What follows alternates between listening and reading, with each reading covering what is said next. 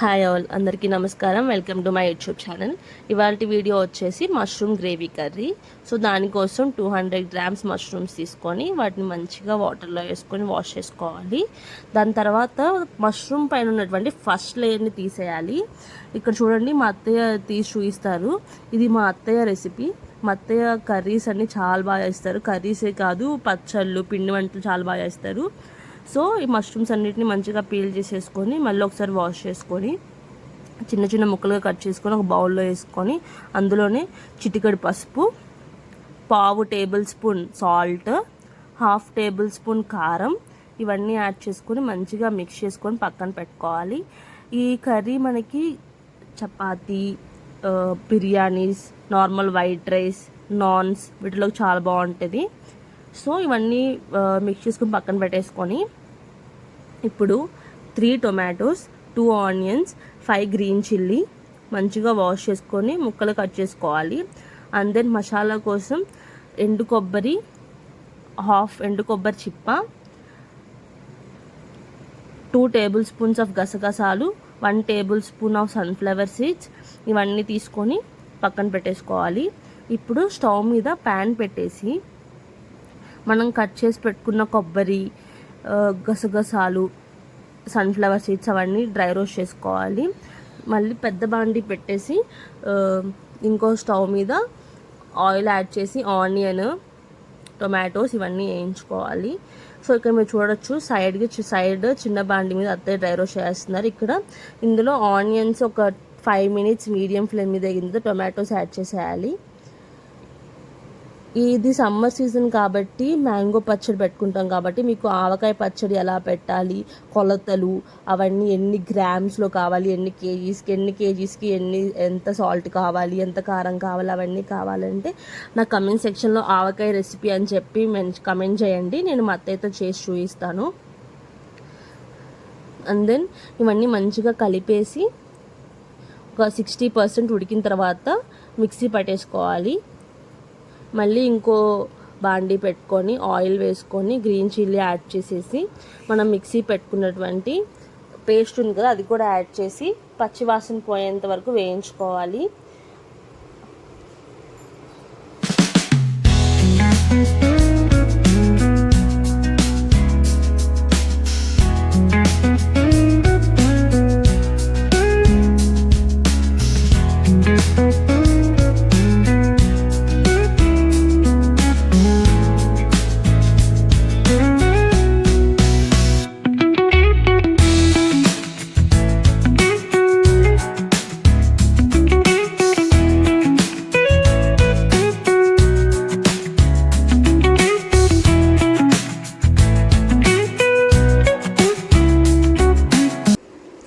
మంచిగా పచ్చివాసన పోయింది, మనకి ఇలా ఆయిల్ పైకి వస్తుంది. ఈ స్టేజ్లోనే మనం డ్రై రోస్ట్ చేసి పెట్టుకున్నటువంటి గసగసాలు, సన్ఫ్లవర్ సీడ్స్, కొబ్బరి పొడి ఉంది కదా అది కూడా యాడ్ చేసుకోండి. దీనివల్ల మనకి కర్రీకి గ్రేవీ వస్తుంది.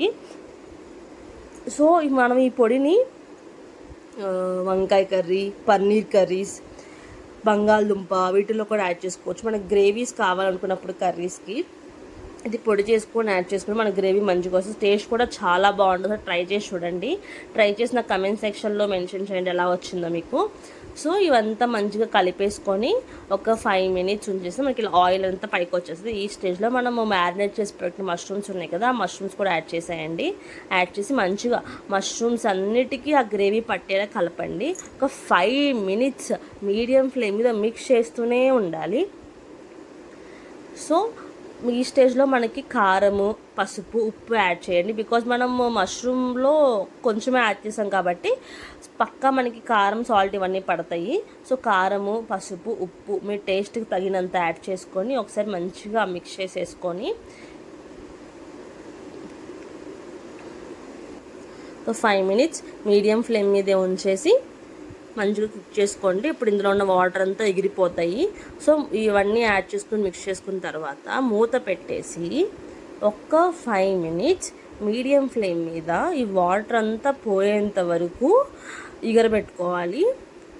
ఈలోపు మనం మిక్సీ గిన్నెలో వాటర్ యాడ్ చేసుకొని ఆ వాటర్ని తీసుకొని ఈ కర్రీలోకి ఇచ్చి ఇప్పుడు మనం మూత తీసిన తర్వాత మంచి కర్రీ అంతా గట్టిగా అయిపోయింది. ఇందులోనే వాటర్ యాడ్ చేసుకొని కొత్తిమీర కూడా యాడ్ చేసుకొని మంచిగా మిక్స్ చేసుకొని మూత పెట్టేసి ఒక 5 minutes మీడియం ఫ్లేమ్ మీద ఉంచేసి మన కర్రీ రెడీ అయిపోతుంది. దీని ఒక సర్వింగ్ బౌల్లో తీసుకుంటే మన కర్రీ అనేది రెడీ అయిపోయింది. దీన్ని మనం చపాతీస్లో కానీ రోటీస్లో కానీ బిర్యానీస్లో కానీ ముందు చెప్పినట్టుగా మన ఇష్టం ఎందులో అయినా తినచ్చు. టేస్ట్ చాలా బాగుంటుంది. Thanks for watching. Please like, share and subscribe to my channel.